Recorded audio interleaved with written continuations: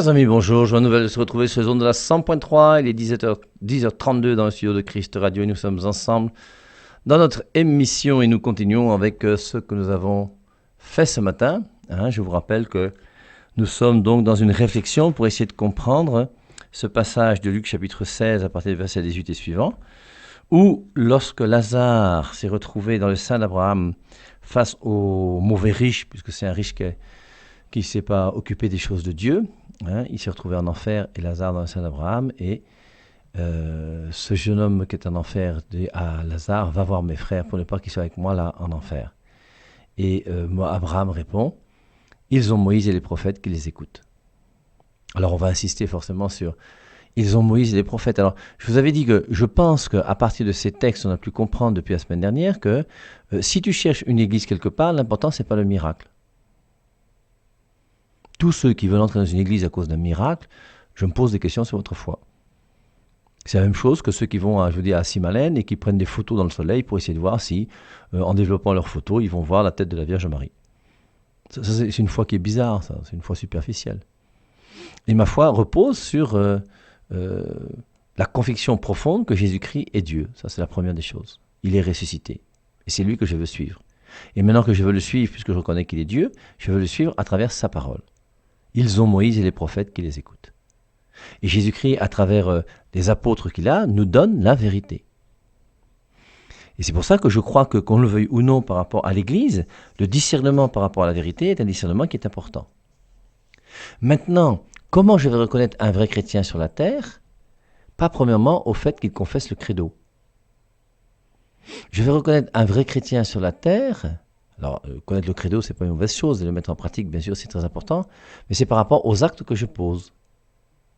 C'est pour ça que quelque part, vous voyez, j'ai l'impression que si on veut réfléchir sur l'Église, dans l'Église, il faut voir bien l'Église en tant que doctrine, en tant qu'elle donne la parole de Dieu, qu'on appelle l'Église dénomination, et c'est là où moi je pense que l'Église catholique est la meilleure de toutes les Églises, et c'est pour ça que je la défends, et j'ai donné des arguments pour essayer de vous convaincre qu'il faut être catholique plutôt que dans n'importe quelle autre Église. Mais il y a aussi l'Église du côté des actes qu'on pose. Alors, je vais vous lire un passage. Je vais vous lire un passage, c'est tiré de l'Épître aux Romains. Dans l'Épître aux Romains, je vais vous lire donc le chapitre 2. Et dans Romains chapitre 2, à partir du verset 12, il est dit « Ceux qui ont péché, mais qui n'avaient pas la loi, iront à leur perte sans qu'on parle de la loi. Ceux qui ont péché ayant la loi seront jugés par la loi. » Je reprends. Romains chapitre 2, verset 12. Ceux qui ont péché, donc des gens qui se comportent mal, et qui n'avaient pas la loi, parce que même quelqu'un qui n'est pas chrétien peut pécher. Il peut poser des actes mauvais. Même quelqu'un qui n'est pas chrétien peut voler, peut tuer son frère. Ceux qui ont péché, mais qui n'avaient pas la loi, iront à leur perte sans qu'on parle de la loi. Et forcément, si tu n'es pas chrétien, tu ne vas pas te juger sur la loi chrétienne. Si tu n'es pas juif, tu ne vas pas te juger sur la loi. Ceux qui ont péché ayant la loi seront jugés par la loi. Si moi, je suis chrétien catholique, forcément, je serai jugé en fonction de la doctrine de l'Église catholique. Et c'est pour ça qu'un protestant sera jugé sur la doctrine protestante, un musulman sur la doctrine musulmane. Donc ceux qui ont péché, mais qui n'avaient pas la loi, iront à leur perte sans qu'on parle de la loi. Ceux qui ont péché ayant la loi seront jugés par la loi. Car Dieu considère juste non pas les auditeurs de la religion, mais ceux qui la mettent en pratique. Je peux très bien savoir ce que dit la loi, maintenant est-ce que je vis de la loi? Si je ne vis pas de la loi, tant pis pour moi. C'est pour ça donc Romains 2,13, car Dieu considère juste non pas les auditeurs de la religion. C'est parce que tu écoutes chaque dimanche à la messe. Maintenant, car Dieu considère juste non pas les auditeurs de la religion, mais ceux qui la mettent en pratique. Et maintenant, quand tu vas à la messe ou au culte ou peu importe où tu vas dans ton église, chercher ta doctrine, cette doctrine, il faut que tu la mettes en pratique. Et il continue donc en disant, quand les païens qui n'ont pas la loi font naturellement ce que demande la loi, ils écrivent eux-mêmes cette loi qu'ils n'ont pas. Et l'on voit que les demandes de la loi sont écrites au fond de leur cœur. Quand les païens qui n'ont pas la loi Toi, tu n'es jamais allé à l'église, tu ne sais pas ce que Jésus-Christ demande. Mais dans ta vie, tu vis comme un chrétien. Tu n'es jamais allé à l'église, je te dis, tu ne connais pas Jésus-Christ, mais tu fais du bien à ton prochain. Quand, car Dieu considère juste non pas les auditeurs de la religion, mais ceux qui la mettent en pratique. Quand les païens qui n'ont pas la loi, donc qui n'ont pas de religion, font naturellement ce que demande la loi, ils écrivent eux-mêmes cette loi qu'ils n'ont pas. Et l'on voit que les demandes de la loi sont écrites au fond de leur cœur.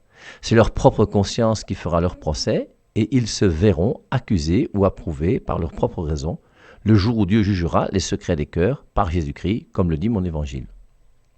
Donc tout ça pour vous montrer que on peut avoir des gens qui ne sont pas de ma dénomination, qui ne sont pas dans mon église, mais qui posent des actes chrétiens.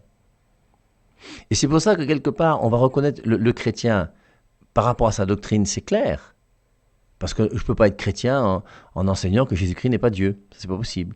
Mais je peux poser des actes qui sont chrétiens, même si je ne connais pas la doctrine chrétienne. Alors, j'espère que vous n'êtes pas troublés, que ça ne vous trouble pas, mais quelque part, vous voyez, ce qui est important, c'est quoi? C'est de comprendre que la pratique des actes que je pose est très importante.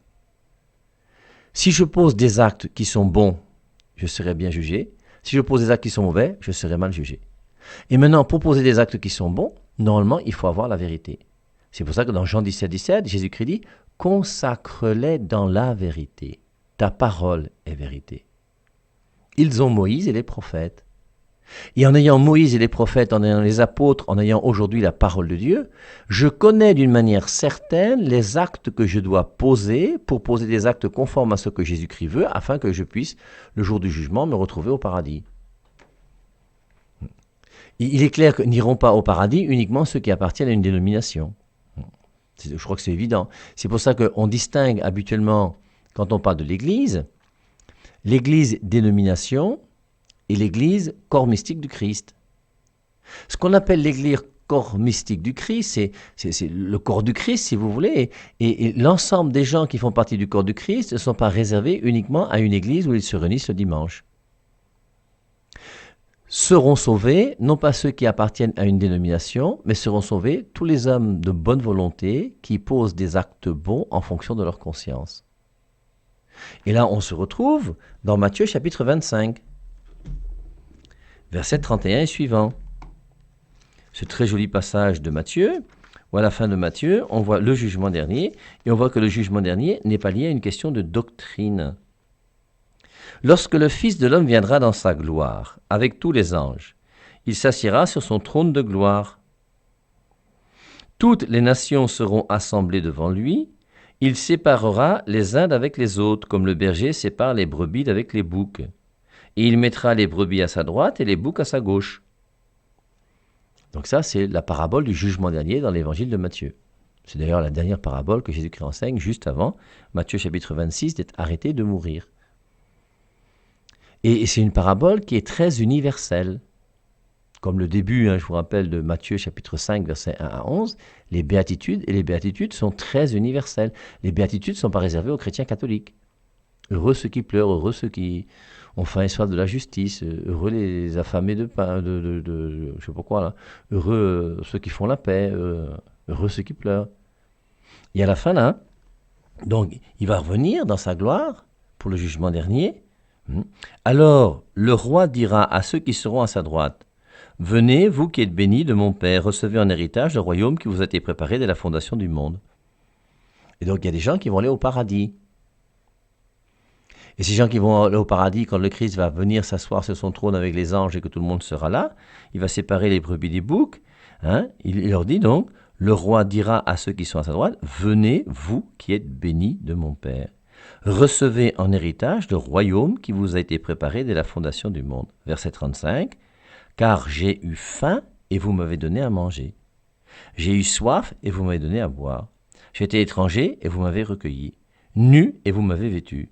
J'étais malade et vous m'avez visité. J'étais en prison et vous êtes venu vers moi. C'est quand même curieux comme discernement de la part de Jésus. Et lorsque les gens vont se retrouver auprès de Jésus lors du jugement, qu'est-ce qu'il va leur dire? J'ai eu faim, vous m'avez donné à manger. J'ai eu soif, vous m'avez donné à boire. Il ne dit pas, est-ce que tu étais à la messe le matin? Est-ce que tu as reçu ta confirmation avant de te marier à l'église? Est-ce que tu donnais ta dîme tous les mois?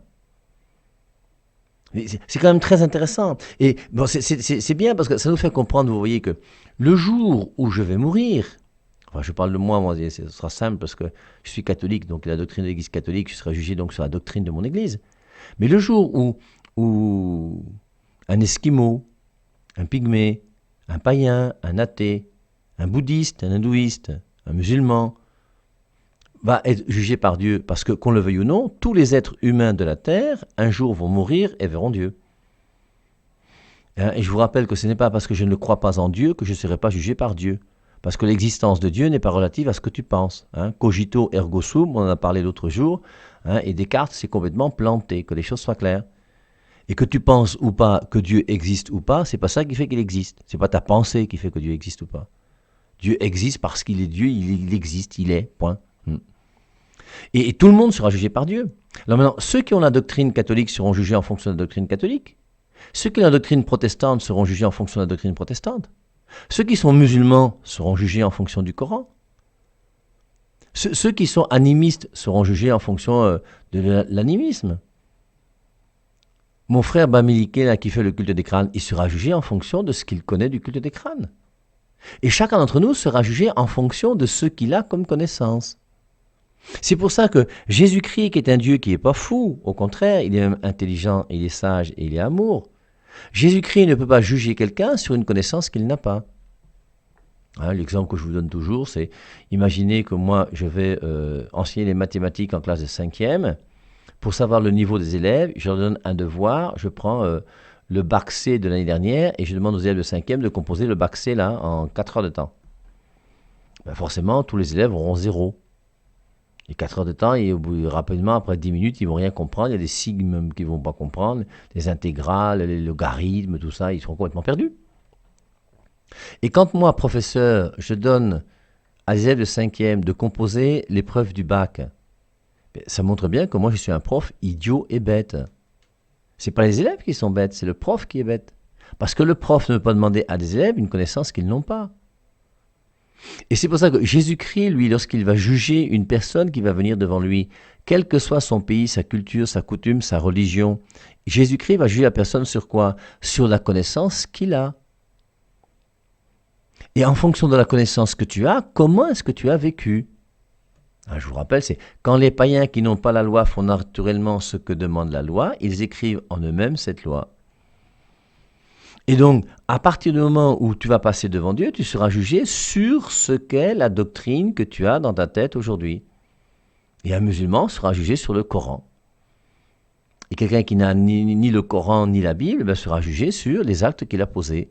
En fonction de quoi? Jésus-Christ le dit d'une manière claire et nette, j'ai eu faim, vous m'avez donné à manger.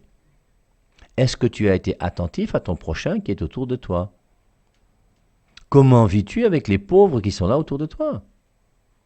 Si tu reconnais qu'autour de toi, il y a des gens qui sont pauvres et que tu as un peu d'argent, comment fais-tu? Et est-ce que tu essaies d'être charitable? Car j'ai eu faim et vous m'avez donné à manger. J'ai eu soif et vous m'avez donné à boire. J'étais étranger et vous m'avez recueilli. Nu et vous m'avez vêtu. J'étais malade et vous m'avez visité. J'étais en prison et vous êtes venu vers moi. Et dans tout ce discours de Jésus-Christ, le roi qui est là, qui va juger, il n'y a rien de chrétien. Est-ce que tu as confessé que Jésus-Christ est le seul vrai Dieu? Celui qui confesse Jésus-Christ de sa bouche et qui croit que Dieu l'a ressuscité, il sera sauvé. C'est pas ça que Jésus-Christ dit. Donc c'est quand même intéressant aussi. Alors il continue. Alors les justes lui répondront, Seigneur, quand avons-nous vu avoir faim? Et t'avons-nous vu, et t'avons-nous donné à manger? Ou avoir soif, et t'avons-nous donné à boire? Quand avons-nous vu étranger, t'avons-nous recueilli? Ou nu, et t'avons-nous vêtu? Quand avons-nous vu malade ou en prison, et sommes-nous allés vers toi? Et le roi leur répondra, en vérité, je vous le dis, dans la mesure où vous avez fait cela à l'un de ces plus petits de mes frères, c'est à moi que vous l'avez fait. C'est magnifique, hein, c'est joli. Hein. Je vous lis le passage de Matthieu 7, je crois. Matthieu 7. Tout ce que vous voulez que les hommes fassent pour vous, vous aussi, faites-le de même pour eux, car c'est la loi et les prophètes. Si tu avais eu faim, tu aurais aimé que quelqu'un te donne à manger.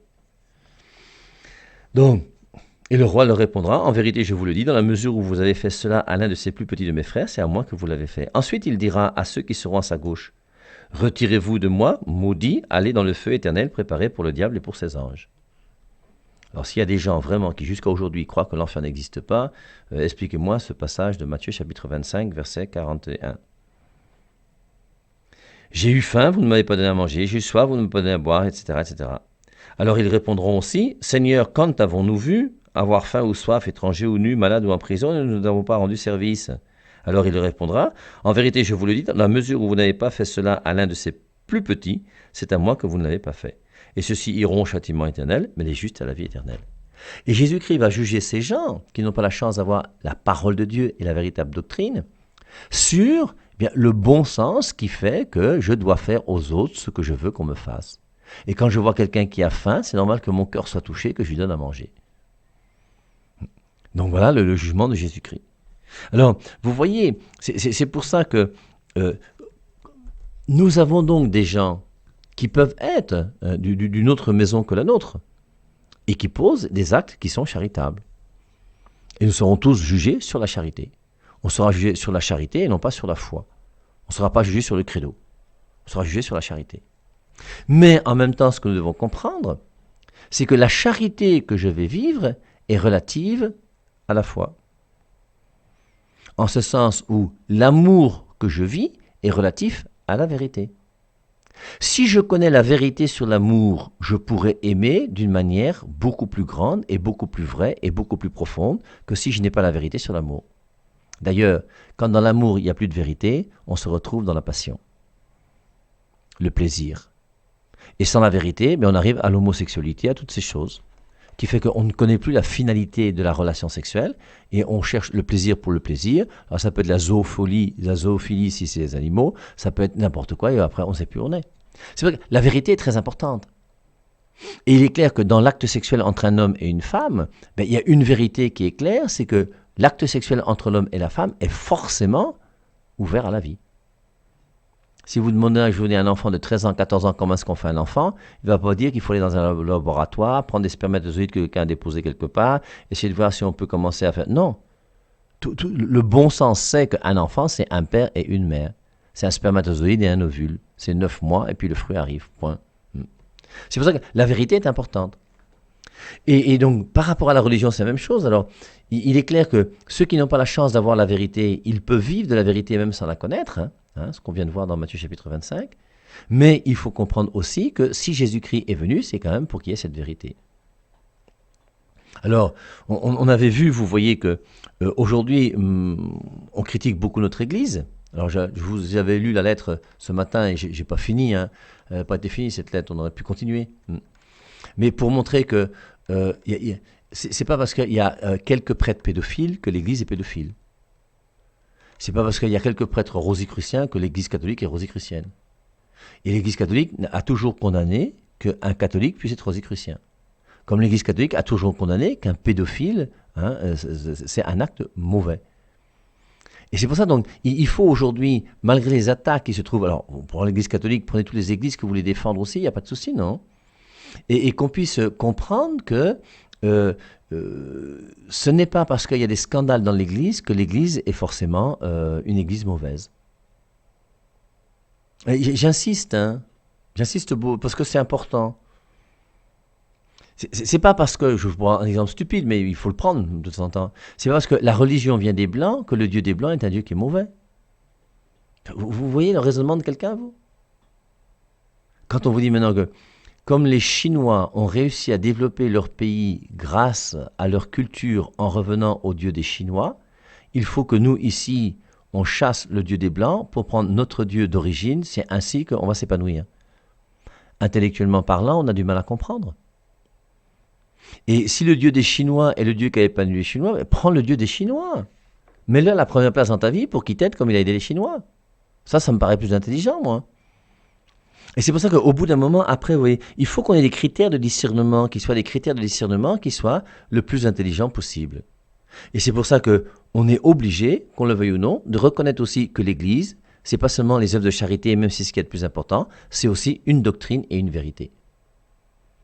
On a vu que vous n'aurez pas d'autres signes les miracles, c'est pas intéressant quand on est chrétien. Vous n'aurez pas d'autre signe que le signe de Jonas. Et le signe de Jonas, c'est il a passé 3 jours dans le poisson, c'est la résurrection. Et le seul signe dont tu as besoin aujourd'hui pour être sûr qu'il faut mettre ta confiance en Dieu, c'est le signe de la résurrection du Christ. Et le Christ est plus fort que la mort. Et à cause de ça, tu as le devoir, si tu es intelligent, de t'engager à le suivre parce que c'est lui qui est plus fort que la mort. C'est le signe qu'il nous donne. Et maintenant que je sais que Jésus-Christ est plus fort de la mort, qu'est-ce que je fais ? Bien, je me mets à son école. Et en me mettant à son école, qu'est-ce qu'il m'enseigne ? Et il m'enseigne une doctrine qui est la sienne. Et ça, la doctrine qui est la sienne, c'est la parole de Dieu qui est donnée au monde. Je vous rappelle, Hébreux, chapitre 1, le verset 1. Et au tout début donc du livre aux Hébreux, après avoir autrefois à plusieurs reprises et de plusieurs manières parlé à nos pères par les prophètes, Dieu nous a parlé par le Fils en ces jours qui sont les derniers. Et Jésus-Christ est venu et Jésus-Christ nous donne la parole de Dieu. Et maintenant qu'il nous donne sa parole de Dieu, il meurt sur la croix et il dit « Tout est accompli ». Donc, avec tout ce qu'il a fait, au moment de mourir, il nous dit « C'est fini, il n'y a plus rien à ajouter, tout est accompli ». Reprenons Matthieu 5, 17, non ? Juste après les béatitudes, dans ce grand discours sur la montagne. Ne pensez pas que je sois venu abolir la loi ou les prophètes, je suis venu non pour abolir, mais pour accomplir. Et quand il meurt sur la croix, il dit « Tout est accompli ». Il n'y a plus rien à ajouter. Et c'est pour ça que l'Église nous enseigne que la révélation s'est terminée avec la mort du dernier apôtre. Et avec la mort du dernier apôtre, la révélation est terminée, elle est scellée, et on n'ajoute rien. Alors j'en profite pour dire que dans l'Église catholique, on n'a rien ajouté à ce qui a été scellé depuis la mort du dernier apôtre. On n'a fait que expliciter, au fur et à mesure des années et des siècles, la compréhension du message de ce dépôt qui a été donné avec la mort du dernier apôtre. C'est pour ça qu'il n'y a aucune opposition entre ce que Jésus-Christ a enseigné, ce qui est gardé dans l'Église jusqu'à la mort du premier apôtre, et ce que l'Église catholique enseigne aujourd'hui. Et Jésus-Christ, lui, donc, il a fait ses miracles, il est ressuscité, il est plus fort que la mort, et il nous montre que c'est lui que nous devons suivre. Et maintenant, pour le suivre, eh bien, nous avons le devoir de nous mettre à son école. Et ce passage de Jean chapitre 17, c'est quand même un passage qui est fort, dans cette grande prière qu'il va faire, où il dit, Jean 17, 17, « Je ne te prie pas de les ôter du monde, mais de les garder du malin. Ils ne sont pas du monde comme moi je ne suis pas du monde. Sanctifie-les par la vérité. Consacre-les dans ta vérité. Ta parole est vérité. » Et il y a une sanctification qui se fait par la vérité. Et ils ont Moïse et les prophètes qui les écoutent. Et forcément, dans Luc chapitre 16, verset 18, ce passage, si on voulait aujourd'hui l'actualiser, ils ont Moïse et les prophètes, c'est-à-dire ils ont Jésus-Christ et les apôtres qui les écoutent. Et maintenant que les apôtres sont morts et que la vie continue, ils ont l'Église et la parole de Dieu qui les écoutent. Parce que la parole de Dieu est donnée pour nous aujourd'hui en 2020 par l'Église que le Christ a voulu, cette Église qui est 1 Timothée 3,15, colonne et appui de la vérité. Et c'est pour ça que si je dis que j'aime Jésus, je ne peux pas vouloir aimer Jésus-Christ sans aimer la vérité. Et c'est pour ça que je n'arrive pas à comprendre que certains d'entre vous qui écoutent toujours la 100.3, vous puissiez dire que vous aimez Jésus et vous gardez une biblette de 66 livres. C'est contradictoire, c'est pas intelligent. Parce que la Bible n'a pas 66 livres, la Bible a 73 livres. Et il y a une vérité à avoir qui est importante.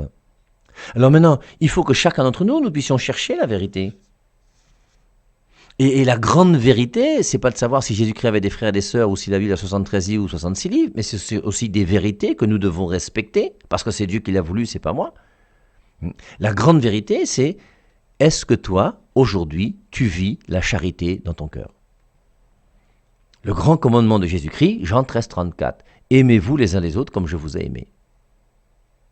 Et c'est quand même terrible, je vous rappelle, parce qu'on va terminer avec ça, on va terminer, je ne reviendrai plus sur le thème là, parce que ça, il faut qu'on avance. Mais c'est quand même terrible de voir aujourd'hui une personne qui dit qu'au nom de Jésus-Christ, commence à poser des actes qui sont contraires à la charité.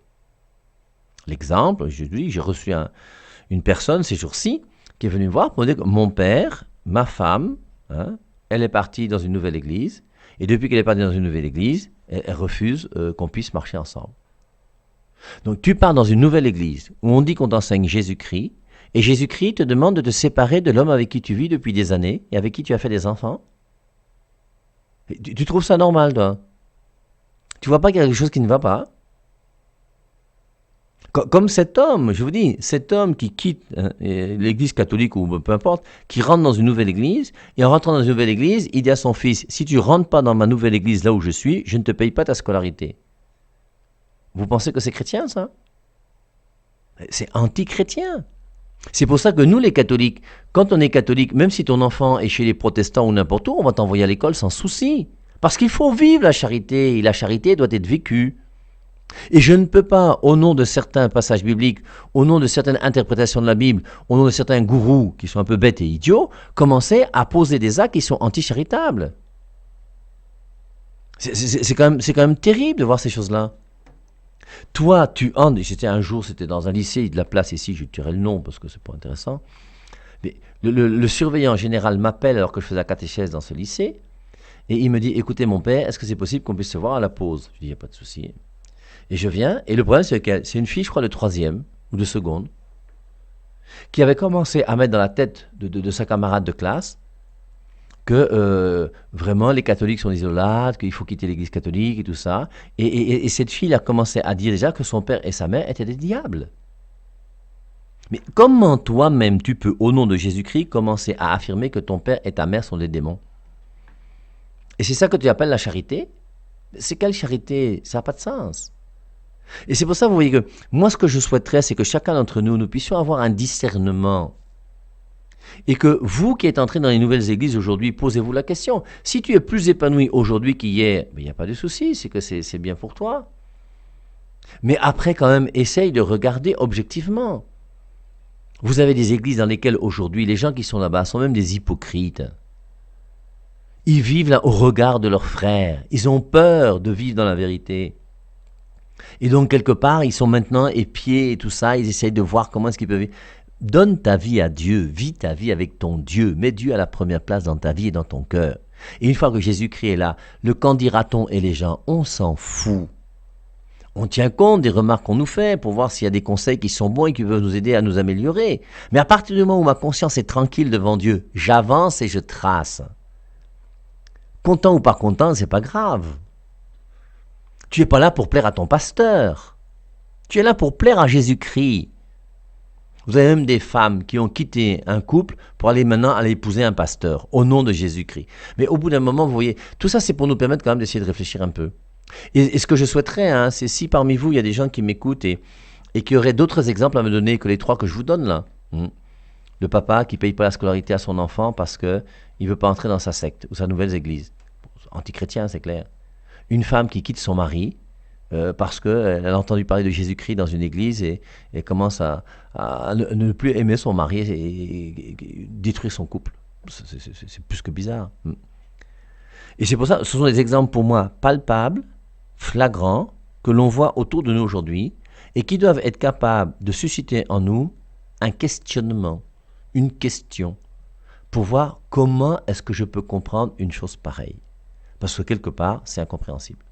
Alors, on a vu, vous voyez, depuis quelques enseignements, que la charité est très importante et je ne peux pas poser un acte anti-charitable au nom de Jésus-Christ. Ça, c'est clair.